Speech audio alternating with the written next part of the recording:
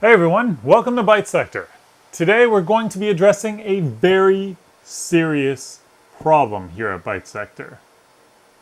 We've run out of storage space. File server's completely full. And you know what? There's only one solution to that problem. We need more.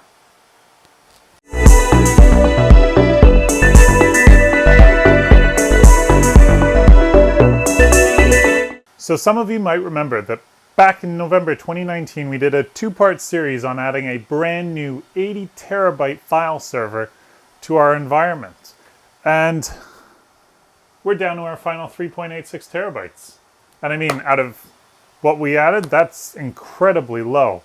We're 92% filled on the VDEV, and we're feeling the crunch. Because every time we record an episode, every time we do some editing, every time we export a new episode, it takes up a lot of disk space. And so the solution had to be found. And the solution was, let's add more. So we evaluated our options. And instead of adding a brand new server to the existing server environment, we decided to add a SAS-based drive shelf and populate it with drives, allowing us to expand the existing solution and giving us room to grow in the future. So I think what we need to do now is take a step back and figure out exactly what components we've selected for this build. First up, the drives, the all-important piece of this build.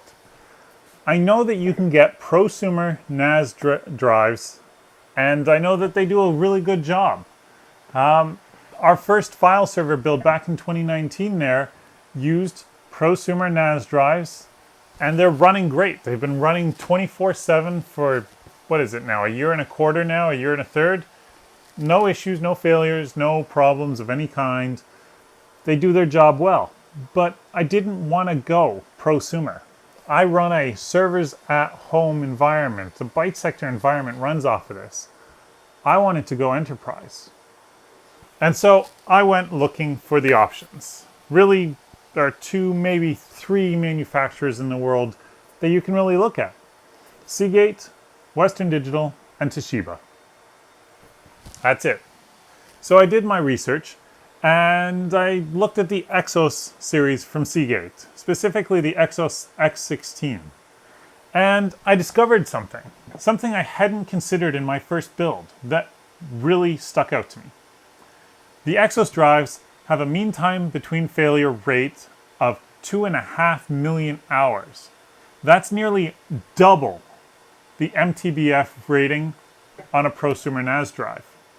It also has a 0.35% average failure rate, which is almost half the average failure rate of a prosumer NAS drive. That's solid footing to say we should be going with the Exos drives, but it gets better. Then I looked at how much do these things cost, because any good build has to consider what the cost of the build will be. And so I looked at the Exos X16 16 terabyte units, and I saw that they could be found for $330 US or 490 Canadian dollars. Not bad. So how does that compare against a prosumer NAS drive, like in this case the Iron Wolf Pro, or I'm going to lump in Western Digital Pro as well, the WD Red Pros? Well, those run around $500 US or about 660 Canadian dollars. On a cost basis, we're looking at getting 50% more drives.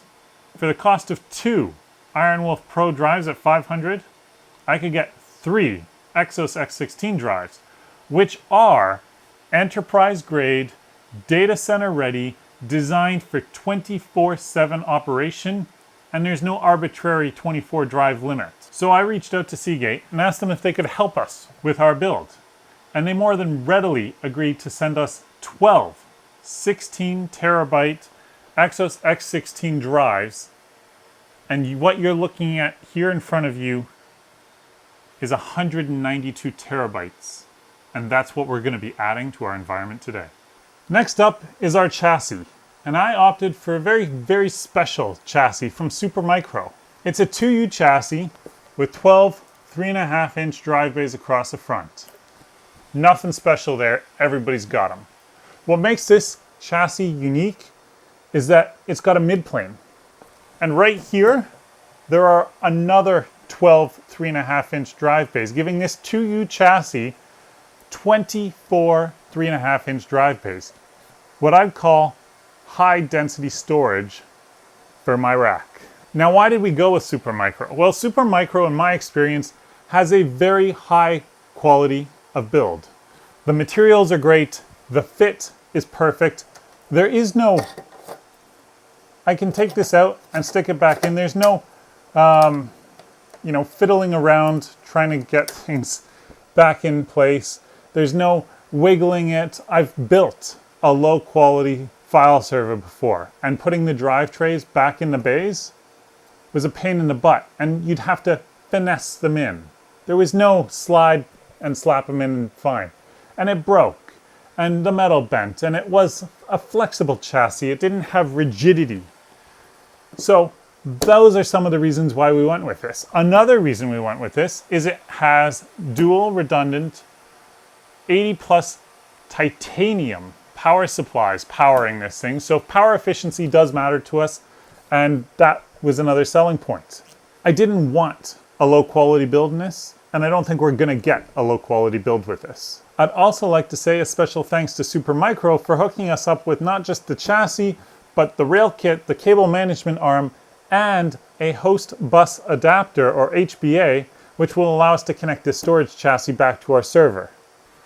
So with the components out of the way, I think it's time to get the drives installed in this and see what it's got. So first off, I mentioned there were 12 drive bays here. I think this is where I'm going to stick these drives so that the front bays are easily accessible and I don't have to pull this chassis out every time I want to add a new drive.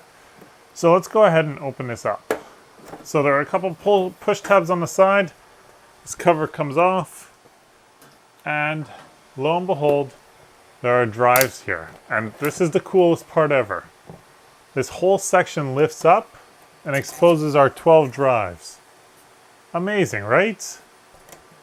So we're gonna pull these out, and this is one other thing I like about SuperMicro, is they put in these plastic placeholders to hold the drive trays together, and it gives you a convenient place to store the screws, gives you the drive tray.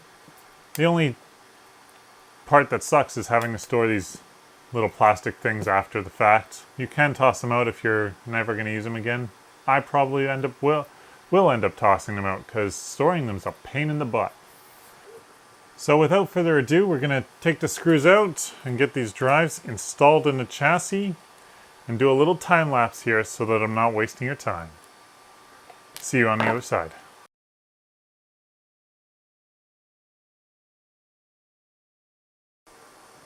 Okay, with these final 4 pushes here, we will have all 12 drives installed in our chassis, which is excellent. And now with the drives in, this is the awesome part. Just push it back down in, and it's sealed in. And now that it's sealed in, let's close it up. And then the next logical step of this process, you might be thinking it's to install it in the racks, but it's not. This is the best part. We get to do the peel. Because, you know,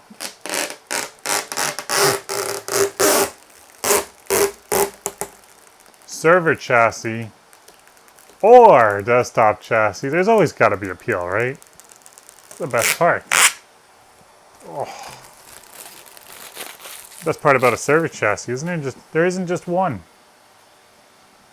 Goes all the way down. And it is important to peel the plastic off a server chassis. No matter how much you think it acts as a protective coating for the chassis, the fact is, a chassis like this especially, there are ventilation holes on the top of the chassis which need to be exposed if it's going to get the proper ventilation to cool the drives and all the components in the back section of this chassis. I'm going about this as nicely as possible. Oh, there's a nice pattern on this plastic from the vents. Oh. And, yeah, that's right. There's one more. Oh, there we go. Now it's gone smooth. Okay, now it's time to get this puppy installed in the server cabinet. Welcome to where I keep my server cabinets. I apologize for the noise. The fans are a bit noisy. What can you do, right? That's the nature of the beast. So it's worth noting before we get to install the server in the cabinet that SuperMicro did send along some rails and a cable management arm for the server, which are excellent. I hate gravity racking things, but in this case, unfortunately, we're going to be gravity racking the server today because the rails are a little longer than my cabinet can bear. If you can see that there, it starts here, which is about where it would mount on the inside of the cabinet. It sticks out about 4 inches beyond the back of the cabinet, which means I wouldn't even be able to have the doors on, which isn't something I want. So for now, we're going to gravity rack it. I am planning to acquire an extra long or extra deep server cabinet, specifically so I can house servers like these moving forward. Certainly I haven't had a need up to this point. So without further ado, we're going to get this put in here. We do have a bit of a challenge because we've got a storage shelf right here, so we're going to kind of, I think, tilt the server up. You can't even see my other hand. I'm going to turn around. We're going to tilt the server up like this and slide it in, which I've already tested it. It will work. I had to make sure of this, otherwise we would have had to move this entire shelf. Besides the point. So, without further ado, let's get this puppy installed, and then we're going to cable that up in the back and move forward. It is significantly heavier now that the drives are in it compared to when I last tested this.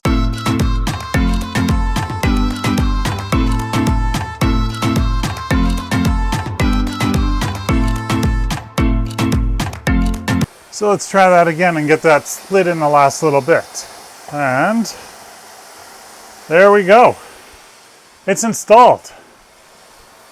And I'm extremely happy with the result. So let's see. Bring you guys over there.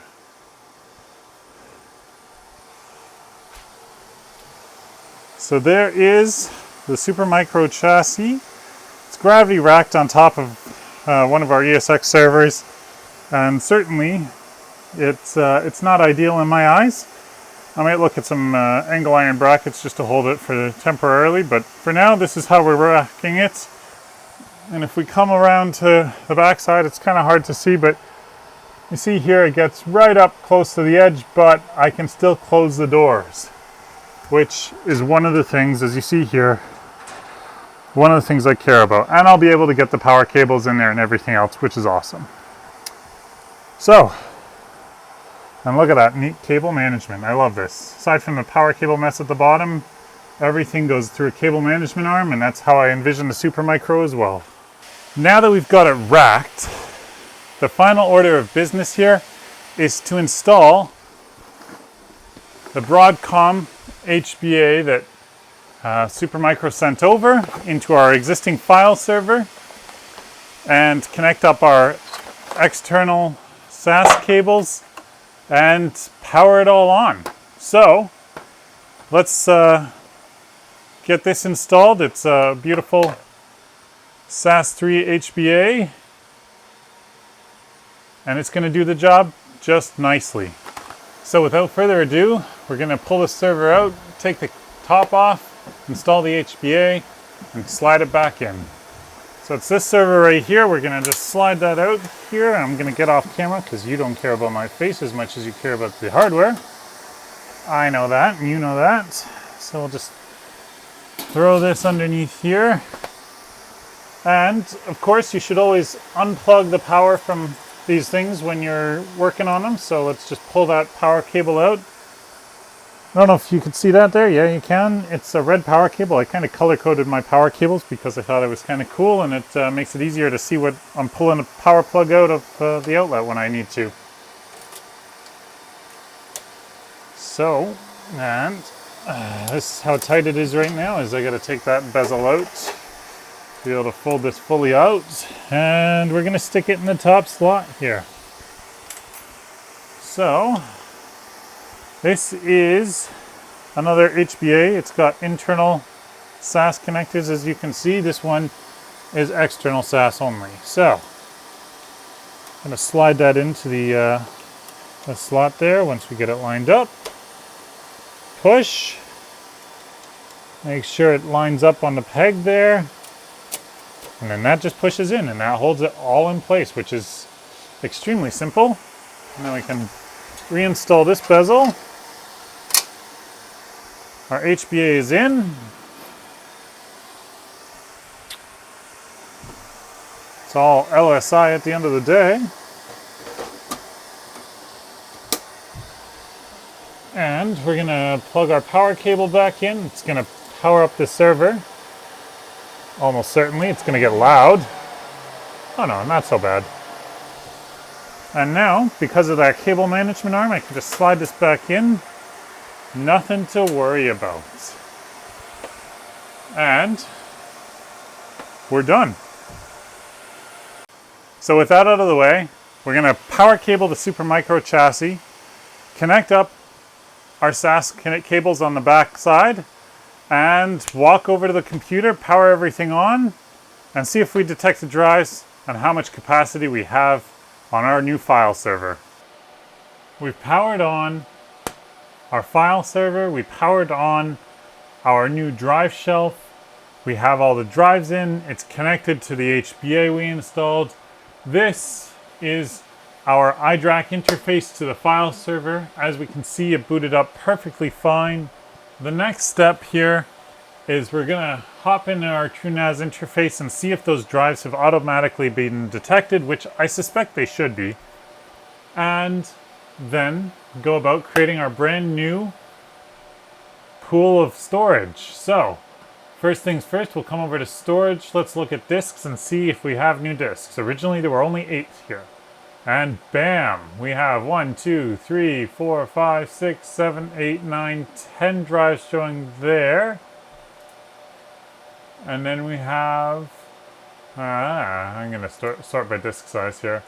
1, 2, 3, 4, 5, 6, 7, 8, 9. That's all it's doing. Okay. Well, we are back and the pool is up. You see this brand new pool over here, Steamy Pool? If we just zoom in here just a bit, scroll down. Available space 127.98 TIBs, or terabytes in our case, consisting of 3 VDEVs, 1 spare. We haven't added any caches or log devices yet, but we will be adding those later. Now we've already created our SMB share and mapped it to a network drive on our system, so we'll just drag that up here. We'll go to properties on this drive, and as you can see, and I'm just gonna try and zoom that in for you guys, that is 127 terabytes of free disk space. That is incredible. So now we are up to a total capacity on this server of 127 plus the 51 is what? 178 terabytes of usable disk space. All of that is backed by parity of multiple drives across multiple VDEVs. I'm very satisfied with how this build has turned out. So we'll close that, we'll zoom that back out so that it's more readable for me and less readable for you, and get back to the desk. So let's recap. We've added 12 16 terabyte hard drives to our file server using a SuperMicro drive shelf 2U high density chassis that packs in 24 drive bays. It connects via 2 external SAS cables based on SAS3 or a 12 gigabit connection back to our file server. Our file server is packing 144 gigs of RAM to back up that ZFS file system, and 12 physical cores and 24 threads of CPU processing power to make sure that all of our compression and deduplication and all of that happens without slowdowns. This server is now holding 200, just a hair under 300 terabytes of raw storage. I mean, granted, once you start stripping out drives for parity and overhead for file system, it doesn't add up to 300 terabytes. We're coming in closer to the, I think 180 terabyte mark. But certainly this is a huge step forward towards our goal of having a petabyte of storage in our server rack in as few drives as possible. I cannot wait to start using this storage. I desperately needed it. My next step is going to be copying some of the data off of the existing storage pool into the brand new one. And then we're going to probably rejig a few things because obviously I want to take advantage of those titanium power supplies, which are slightly better than the platinums that exist in the Dell R520 server that's running the whole thing. Anyways, guys, that's it. Thanks for tuning in. Thanks for watching us add an additional 200 terabytes to our existing server to create a 300 terabyte server.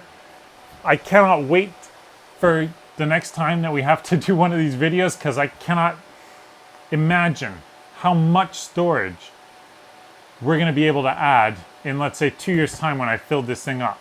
And yes, that's right. I'm estimating it'll take me 2 years to fill it up. The 50 terabytes. I'm going to wish you guys a great day, and we'll see you all next time. Thanks for tuning in. Don't forget to subscribe, follow us on Twitter, follow us on Instagram, hit the notification bell so you get notified for the next episodes. Feel free to leave some comments and feedback, discussion. If you have questions, we're here to answer them. Have a great day.